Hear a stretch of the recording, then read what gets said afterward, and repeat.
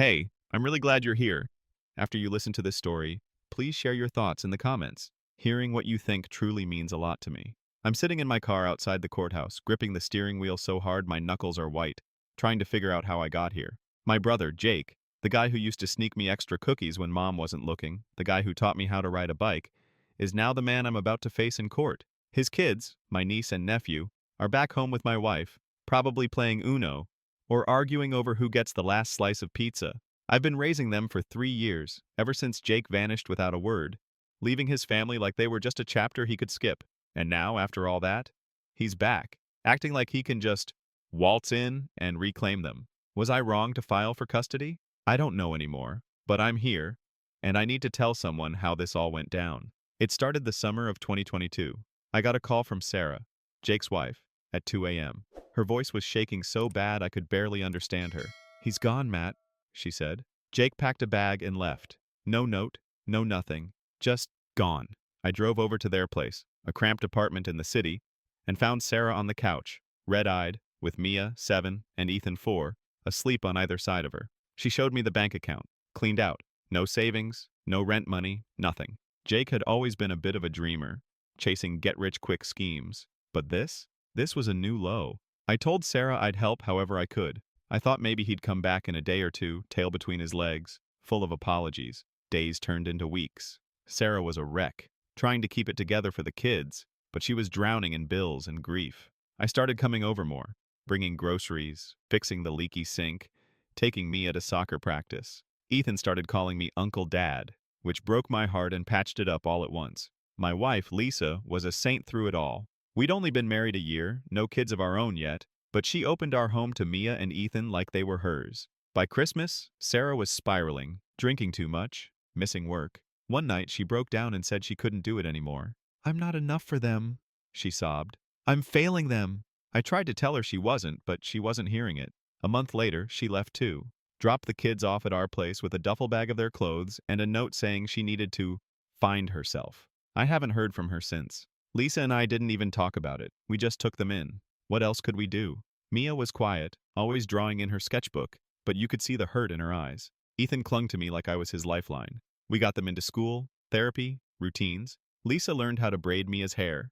I coached Ethan's t-ball team. It wasn't easy. Money was tight, and our one-bedroom apartment felt like it was bursting at the seams. I'd lie awake at night, wondering if I was screwing them up, if I was enough. But every time Mia smiled at me or Ethan fell asleep on my shoulder, I knew we were doing the right thing. They weren't just Jake's kids anymore. They were ours. Then, 3 months ago, Jake showed up, out of nowhere, knocked on our door like he'd just been out for a long walk. He looked different, tanner, leaner, with this smug grin like he'd cracked the code to life. "I'm back," he said, like it was nothing. "I want to see my kids." I was floored. No apology, no explanation, just this entitled demand. I let him in because I didn't know what else to do, but the second Mia saw him, she froze. Ethan didn't even remember him. Jake started talking about how he'd found himself in some commune in Oregon, how he was ready to be a dad again. I wanted to punch him. Instead, I told him to leave and come back when he had a plan. Not just vibes. He didn't take it well. Started texting me, calling me, showing up at the kids' school. Mia started having nightmares again. Ethan got clingy. Lisa and I talked it over, and we decided we couldn't let him disrupt their lives again. Not without proof he'd stick around. So, we filed for legal custody. I didn't want to drag my own brother to court, but what choice did I have? He abandoned them. I'm the one who's been there, wiping tears, paying bills, showing up. But now, as I sit here, I keep wondering if I'm being too hard on him. Maybe he's changed. Maybe I'm the asshole for keeping his kids from him. I don't know. I don't think I'll ever forget the look on Jake's face when I told him he couldn't just walk back into Mia and Ethan's lives like nothing happened. It was a mix of shock and anger, like I'd slapped him. We were in my living room, the kids upstairs with Lisa, and I was trying to keep my voice steady. "You left them, Jake," I said, my hands shaking. "You drained their bank account and disappeared. You don't get to just show up and play dad now." He leaned forward, elbows on his knees, and gave me this condescending laugh. "I'm their father, Matt, not you. I made mistakes, sure, but I'm here now. You can't keep me from them." That's when I knew this wasn't going to end with a handshake. Jake and I grew up close, only 2 years apart. He was the charismatic one, always talking his way out of trouble, always dreaming bigger than our small-town life. I was the steady one, the one who got a job at the hardware store after high school, married Lisa, and saved for a house. Jake? He wanted to be a rock star, then a crypto guru, then some vague entrepreneur. He met Sarah at a music festival and they were married 6 months later. Mia came along fast, then Ethan. I thought fatherhood would ground him, but he kept chasing the next big thing. Sarah used to call me, frustrated, saying Jake was spending rent money on investments. I'd try to talk to him, but he'd brush me off. You don't get it, Matt. You're too safe. Maybe I am safe, but I didn't abandon my family. When Jake left, it wasn't just Sarah and the kids he hurt. It was all of us. My mom cried for weeks, blaming herself for not raising him right. I was angry, but I was also worried. Was he dead? In trouble? I checked his socials, called his old friends. Nothing. For 3 years, he was a ghost. Meanwhile, Lisa and I were figuring out how to be parents overnight. Mia was a tough nut to crack. Quiet, skeptical, always watching like she was waiting for us to leave too. Ethan was easier, all hugs and questions, but he'd wake up screaming for Sarah some nights. We got them a bunk bed, squeezed it into our tiny spare room, and turned our lives upside down. Lisa took a second job at a coffee shop to cover therapy and school supplies. I worked overtime. We didn't complain, but man, it was hard. We tried to keep things stable for the kids. Mia's soccer games, Ethan's t-ball, family dinners where we'd laugh about stupid stuff like who could make the best fart noise. But there were rough days too. Mia once asked me why her parents didn't want her. I fumbled through some answer about how they loved her but were lost, hating myself for not having better words. Ethan stopped asking about Jake after a while, but he'd draw these sad little pictures of a house with only 3 stick figures. Him, Mia, and me. Lisa and I applied for temporary guardianship through social services to enroll them in school and get them health care. We kept expecting Sarah or Jake to show up, but the silence was deafening. When Jake finally reappeared, it wasn't the reunion I'd imagined. He looked healthy, confident, like he'd been living some carefree life while we were scraping by. He said he'd been at this intentional community in Oregon, growing organic kale or some nonsense, healing himself. He claimed he'd sent letters to Sarah, but she never got them. I didn't buy it. He didn't ask about her, didn't seem to care that she'd left too. All he cared about was his kids. I asked him point blank what his plan was. Where was he living? How was he supporting them? He got vague, said he was figuring it out, and had a job lined up. It sounded like the same old Jake, all talk and no substance. I told him he could see the kids, but it had to be supervised. At our house, on our terms. He flipped out, called me controlling, said I was stealing his family. "They're not yours, Matt!" he shouted, loud enough that Lisa came downstairs. I kept my cool, but inside, I was boiling. Stealing? I was the one paying for their clothes, their food, their doctor visits. I was the one holding Mia when she cried about her mom, teaching Ethan how to tie his shoes. Jake didn't even know Ethan was allergic to peanuts now. But as he stormed out, swearing he'd fix this, I felt a pang of guilt. He's their dad. Maybe I was being too harsh, gatekeeping them out of spite. Or maybe I was just protecting them. I couldn't tell anymore. The weeks after Jake's reappearance were a nightmare. He didn't just back off like I hoped. He doubled down. I'd get these long, rambling texts at all hours, alternating between begging to see Mia and Ethan and accusing me of turning them against him. "You're poisoning my kids, Matt," one message read at 3 a.m. "They're my blood, not yours." I'd stare at my phone, heart pounding, wondering how my brother had become this stranger. Lisa kept telling me to block him, but I couldn't. Some part of me still hoped he'd snap out of it, show up with a real apology, a real plan. Instead, he started showing up at the kids' school. The first time, Mia's teacher called me. Jake had been at the school gate trying to talk to Mia during pickup. She'd hidden behind her friend, refusing to go near him. She was scared, the teacher said, voice tight. We had to escort her to the office. When I got there, Mia was curled up in a chair, clutching her backpack like a shield. She wouldn't talk about it, just asked if we could get ice cream. Ethan, oblivious, kept asking why that man was at school. I was furious, but more than that, I was scared. Jake wasn't just disrupting their lives. He was unraveling the fragile stability we'd built. I confronted him at a coffee shop, neutral ground, hoping we could talk like adults. He showed up in this ridiculous tie-dye shirt, looking like he'd just stepped out of a music festival. "I just want to see them," he said, leaning across the table, eyes wide like he was the victim. "You're acting like I'm some deadbeat." I had to leave, Matt. I was in a dark place. Sarah was toxic, dragging me down. I needed to heal. I bit my tongue so hard I tasted blood. Toxic? Sarah was broken, sure, but she'd been holding it together until he bailed. I told him he could see the kids if he followed rules. Supervised visits, no school stunts, Proof he was stable. He scoffed.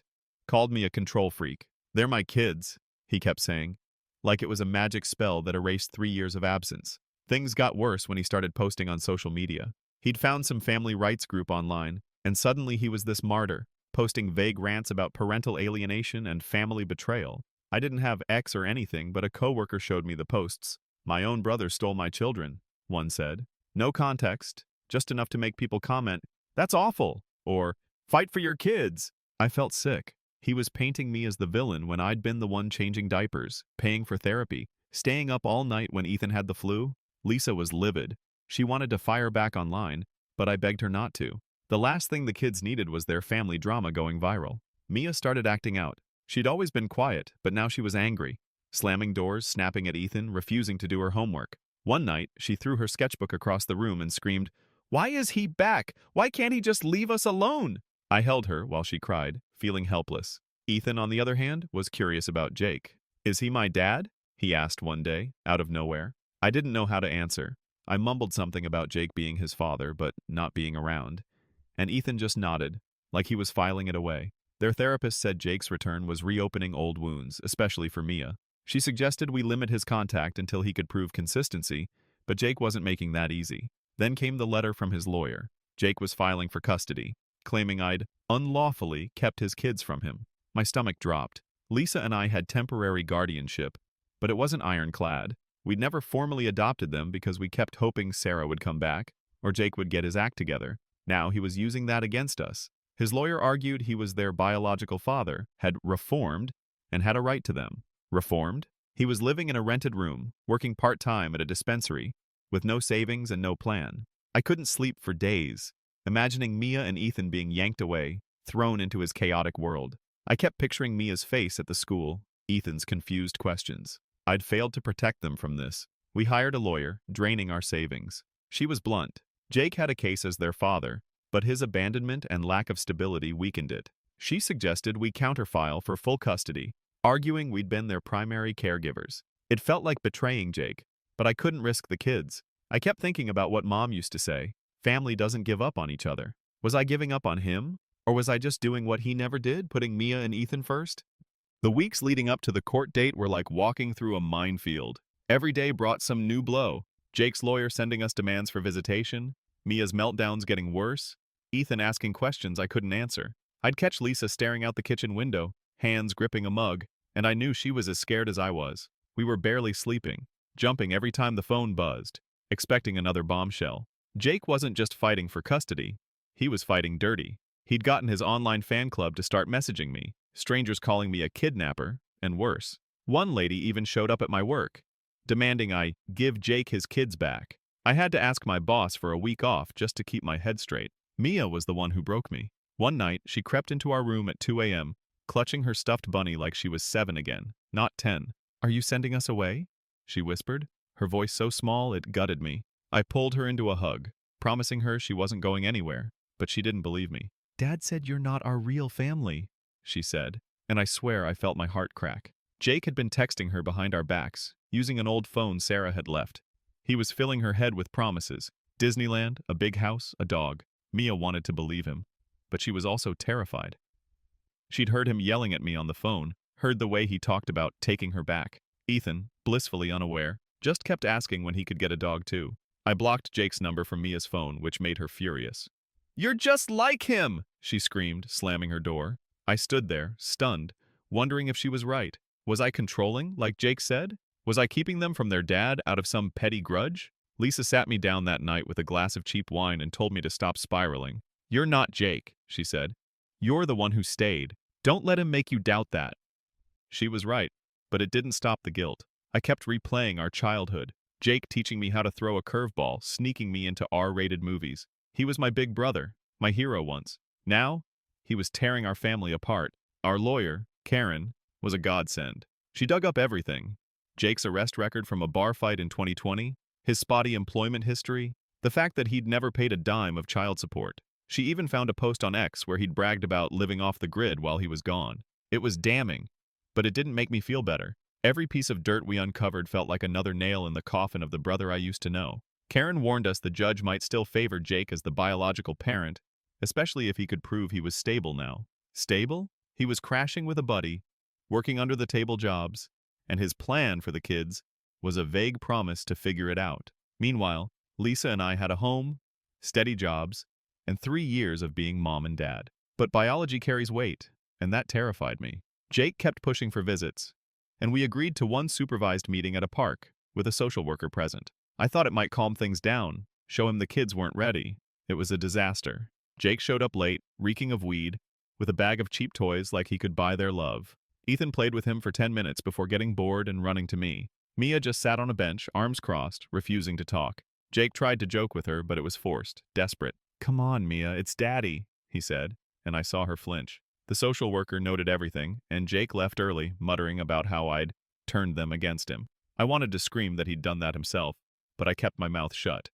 For the kids. After that, Mia stopped talking about Jake, but she started drawing these dark, angry sketches. Storms, broken houses, faceless people. Ethan clung to me even more, like he sensed something was wrong. Lisa and I doubled down, keeping their routines tight. School, therapy, bedtime stories. But the stress was eating us alive. I'd snap at Lisa over nothing, like leaving dishes in the sink. She'd cry when she thought I wasn't looking. We were fighting for these kids, but it felt like we were losing ourselves. And Jake? He was out there, playing the victim, telling anyone who'd listen that I'd stolen his life. I started to wonder if I'd made a mistake, dragging this to court.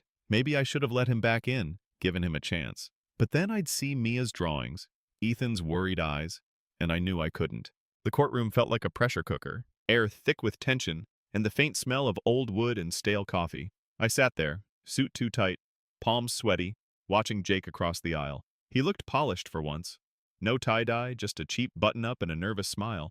I almost didn't recognize him. Lisa squeezed my hand under the table, her eyes fixed on the judge, a stern woman with gray hair and glasses that made her look like she'd seen every family drama in the book. Mia and Ethan were with Lisa's mom, probably eating too many cookies, oblivious to the fact that their future was being decided in this stuffy room. I kept thinking about Mia's latest drawing, a family of 4 holding hands with Uncle Dad scrawled above me. I couldn't let them down. Our lawyer, Karen, went first, laying out our case like a surgeon. Precise, brutal. She painted the picture: Jake's abandonment, the empty bank account, Sarah's breakdown, the 3 years Lisa and I had been mom and dad. She showed the judge school reports, therapy notes, even a letter from Mia's soccer coach about how I never missed a game. "Matt and Lisa have provided a stable, loving home," Karen said. "The children are thriving." I felt a lump in my throat, but then I caught Jake's eye. He was glaring, like I'd betrayed him, not the other way around. His lawyer stood up and I braced myself. Jake's lawyer was slick, younger than Karen, with a voice that carried too much confidence. He didn't deny Jake's absence, but spun it like a redemption arc. "My client was in a mental health crisis," he said, tossing around buzzwords like trauma and self-discovery. He claimed Jake had been sending money to Sarah, news to me, and had only left to better himself for his kids. Better himself? In a commune? Growing kale? I wanted to laugh, but the lawyer pulled out photos of Jake at his new job, a lease for a 1-bedroom apartment, a letter from some life coach saying he was transformed. The judge nodded along, and my stomach twisted. What if she bought it? Then came the social worker's report. She'd interviewed everyone. Us, Jake, the kids. Her testimony was a gut punch. She said Mia was visibly distressed around Jake, that Ethan didn't recognize him as a parent. She described our home as safe and structured, but noted Jake's efforts to reconnect. Efforts? Showing up high and bribing them with toys? I wanted to scream. The judge asked if Jake had a plan for the kids' education, healthcare, stability. His lawyer fumbled, saying Jake was working on it. Karen pounced, pointing out his part-time job, his lack of savings, his history of flakiness. I saw Jake's face redden, and for a second I felt bad. He looked small, cornered. The worst part was when Mia's therapist took the stand. She didn't sugarcoat it. Mia was terrified of being taken away, had nightmares about Jake stealing her. Ethan, she said, was too young to understand but showed signs of anxiety when Jake was mentioned. The children see Matt and Lisa as their parents, she said. Disrupting that could cause significant harm. I saw Jake flinch, and I hated how much it hurt to watch. He's my brother. I wanted him to be the guy who'd sneak me cookies again, not this mess of a man fighting me for kids he'd left behind. But then I thought of Mia's tears, Ethan's clingy hugs, and I steeled myself. This wasn't about Jake anymore. The judge called a recess, and I stepped outside for air, Lisa trailing me. "What if we lose?" she whispered, her voice breaking. I couldn't answer. Jake came out too, lighting a cigarette, avoiding my eyes. "You're killing me, Matt," he muttered, not looking up. "You're taking everything," I snapped. "You left them, Jake. You don't get to play victim." He flicked his cigarette away, eyes hard. "I'm their dad. You'll never be that." It was like a knife. I walked away before I said something I'd regret, but his words stuck. Was I overstepping, claiming a role that wasn't mine? Or was he just twisting the knife, knowing I'd bleed? The judge called us back in, and I held my breath, waiting for the moment that would decide everything. The judge's gavel came down like a hammer on my heart, and for a moment, the world went quiet. I was back in that courtroom, Lisa's hand gripping mine so tight it hurt, both of us staring at the judge as she adjusted her glasses and read from her notes. My mind was racing, replaying Jake's words outside. "You'll never be their dad," and Mia's tearful question about being sent away. I'd promised her she'd stay with us, but now, with the judge's calm, measured voice filling the room, I wasn't sure I could keep that promise. I glanced at Jake, sitting stiffly, his lawyer whispering in his ear. He looked so sure of himself, like he'd already won. I hated him for it, but I hated myself more for doubting what we'd done. The judge started with a lecture about the best interests of the children. Her tone clipped, like she was tired of families like ours tearing each other apart. She acknowledged Jake's rights as a biological parent but didn't hold back on his record. 3 years of absence, no financial support, no contact. "Mr. Thompson," she said, looking at Jake, "your efforts to reconnect are noted, but they are recent and untested." My heart lifted, just a fraction, but then she turned to me. "Mr. and Mrs. Carter, your care for Mia and Ethan has been exemplary, but you are not their legal parents." I felt Lisa tense beside me. Was she about to take them away? She laid out her ruling. Lisa and I were granted primary custody, with Jake awarded supervised visitation twice a month, pending consistent participation for 6 months. After that, he could petition for more access if he proved stability, steady job, permanent housing, no more stunts like showing up at school. The judge emphasized the kids' need for continuity, especially Mia's emotional fragility. "Any further disruption?" she warned Jake. "And I will reconsider even these limited visits." I exhaled, relief flooding me, but it was bittersweet. Jake's face crumpled, and for the first time, he looked genuinely broken, not just angry. I wanted to feel vindicated, but all I felt was empty. We didn't celebrate when we got home. Lisa hugged me, long and hard, but neither of us spoke. The kids were still up, sprawled on the couch with Lisa's mom, watching some cartoon. Mia looked up, eyes wary. "Is it over?" she asked. I nodded, kneeling beside her. "You're staying with us, kiddo. You and Ethan right here." She didn't smile, just hugged her bunny tighter and leaned into me. Ethan crawled into my lap, oblivious, asking if we could get pizza. I laughed, but it came out shaky. Lisa's mom left, and we put the kids to bed. But I couldn't sleep. I kept seeing Jake's face, the way he'd looked at me like I'd stolen his life. The next few weeks were quiet. Too quiet. Jake showed up for his first supervised visit, and it was awkward as hell. He brought Mia a sketchbook, Ethan a toy car, but the kids were distant. Mia answered his questions in monosyllables. Ethan kept looking at me for reassurance. The social worker watched like a hawk, jotting notes. Jake tried too hard, cracking jokes that fell flat, promising things he couldn't deliver. When he left, he pulled me aside. "I'm trying, Matt," he said, voice low. "I know I screwed up. Just don't hate me." I didn't know what to say. I didn't hate him, not really, but I couldn't trust him either. Mia's nightmares slowed down, but she was still drawing those stormy pictures. Ethan started asking about Jake again, wanting to know if he was a good guy. I fumbled through answers, trying to be fair but honest. Lisa and I talked about adoption, but it felt like a betrayal, not just of Jake, but of Sarah. Wherever she was, we didn't even know if she was alive. I kept wondering if I'd been too hard on Jake, if I should have given him a chance before dragging him to court. But then I'd see Mia's guarded eyes, Ethan's clingy hugs, and I'd remember why we fought. They deserved someone who'd show up, every day, no matter what. Now, I'm sitting here, months later, still processing. Jake's been consistent with visits, I'll give him that. He got a better job, some warehouse gig, and he's renting a small place. Part of me wants to believe he's changing, but another part can't forget the bank account he drained, the years he was gone. Mia's starting to talk to him more, but she still calls me Uncle Dad. Ethan's warming up, but he's cautious. I don't know if I'm the asshole for keeping Jake at arm's length, or if I'm just protecting my family. Was I wrong to take him to court? I don't know. All I know is I'd do anything for those kids, even if it means breaking my own heart. I'm still sitting on the couch, long after the kids are asleep, staring at a photo on my phone from last Christmas. Mia and Ethan grinning in front of our lopsided tree, Lisa sneaking a kiss on my cheek. It's the kind of picture you'd post online with some cheesy caption about family, but it's more than that to me. It's proof we made it through the chaos. Proof we built something real for these kids. But even now, months after the court ruling, I can't shake the weight of what happened with Jake. I keep asking myself if I did the right thing, dragging my own brother through the mud to keep Mia and Ethan safe. I don't have answers, just a gnawing feeling that maybe I could have handled it differently. Jake's been showing up for his supervised visits like clockwork, every other Saturday at the community center. I'm not there. Social workers rules, but Mia and Ethan tell me bits and pieces. Jake's trying, they say. He brings snacks, asks about school, plays Uno with Ethan. Mia says he's less weird now, which is the closest she gets to a compliment. Last week, he gave her a set of colored pencils, the good kind she's been eyeing at the art store. She didn't hug him, but she didn't throw them away either. Ethan started calling him Dad instead of that guy, which stings more than I want to admit. I'm happy for them, I think, but it's like I'm losing a piece of what we had. I see Jake sometimes when he picks them up, and it's always awkward. He's got this guarded politeness now, like we're strangers who happen to share DNA. Thanks for taking care of them, he said once, and I couldn't tell if he meant it or if it was just something to fill the silence. I mumbled something back. I don't even remember what. I keep waiting for him to blow up again, to go back to the guy who'd scream about me stealing his kids, but he hasn't. He's got a steady job now, a forklift operator at some warehouse, and his apartment's small but clean.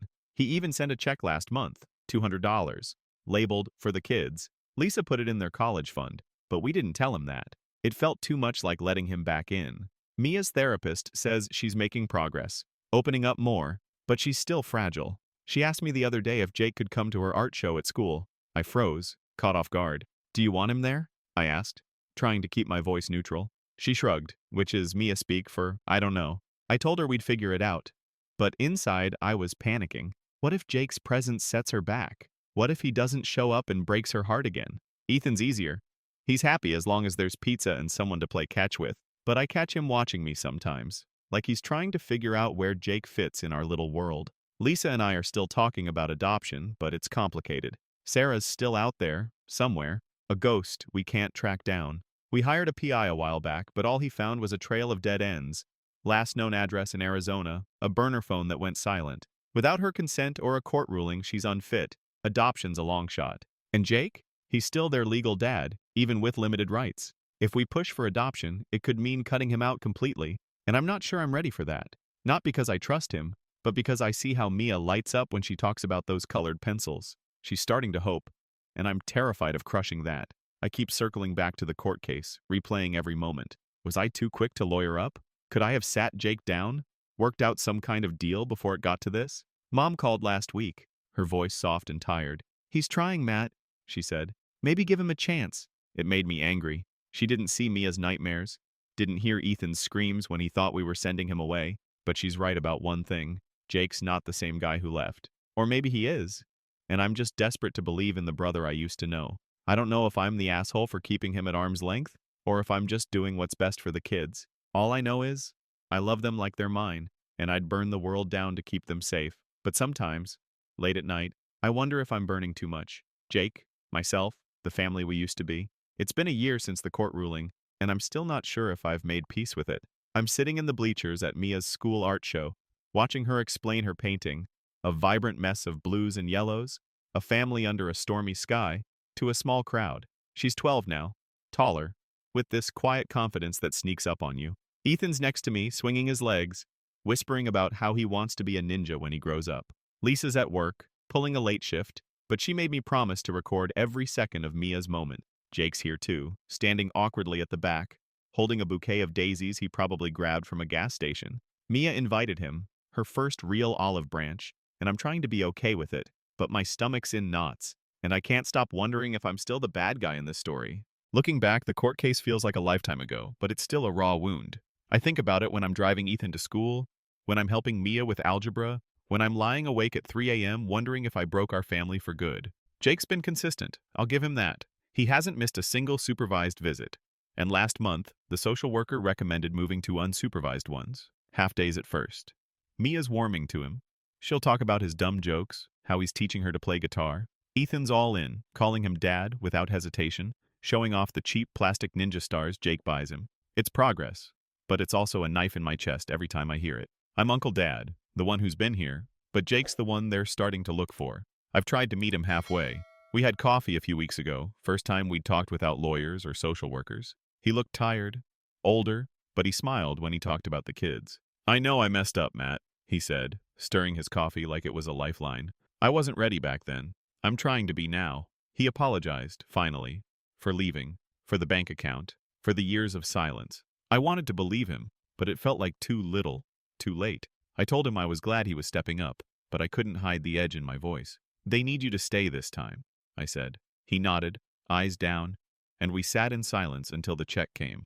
It was the closest we'd come to being brothers again, but it didn't fix anything. The kids are changing, and it's bittersweet. Mia's drawings are brighter now, less stormy, and she started hugging me again, unprompted. Ethan's still a ball of energy, but he's asking harder questions. Why Sarah's gone? Why Jake left? I do my best to answer without poison, but it's hard. Lisa and I are still on the adoption fence. We found out Sarah's in a rehab program in New Mexico, alive but not ready to be a mom. It's a relief and a heartbreak. Adoption would mean terminating Jake's rights, and I'm not sure Mia could handle that. Not now that she's letting him in. But without it, we're stuck in this limbo, always wondering if Jake will slip back into old habits. Mom's been pushing for reconciliation, inviting Jake to family dinners, acting like we can just glue the pieces back together. I go along with it for her sake, but it's tense. Jake trying too hard, me biting my tongue, Lisa playing referee. The kids seem to like it, though, and that's what keeps me from walking away. I keep thinking about what Mia said at the art show when I asked her why she invited Jake. He's trying, she said, echoing Mom, and I don't want to be mad forever. She's wiser than me, I swear, but I'm still scared. Scared Jake will let them down again. Scared I'll lose them. Scared I've already lost the brother I used to know. So here I am, watching Jake hand Mia those daisies, her smile small but real. Ethan's tugging at my sleeve, asking if we can get ice cream after. I nod, but my eyes are on Jake, trying to read him, trying to trust him. Was I wrong to take him to court? Maybe. It protected the kids, gave them the stability they needed, but it also burned a bridge I'm not sure we can rebuild. I love Mia and Ethan like they're my own, and I'd do it all again to keep them safe. But as I sit here, watching my brother try to be a dad, I wonder if I'm the one who needs to let go of the anger. Maybe that's the only way we all move forward.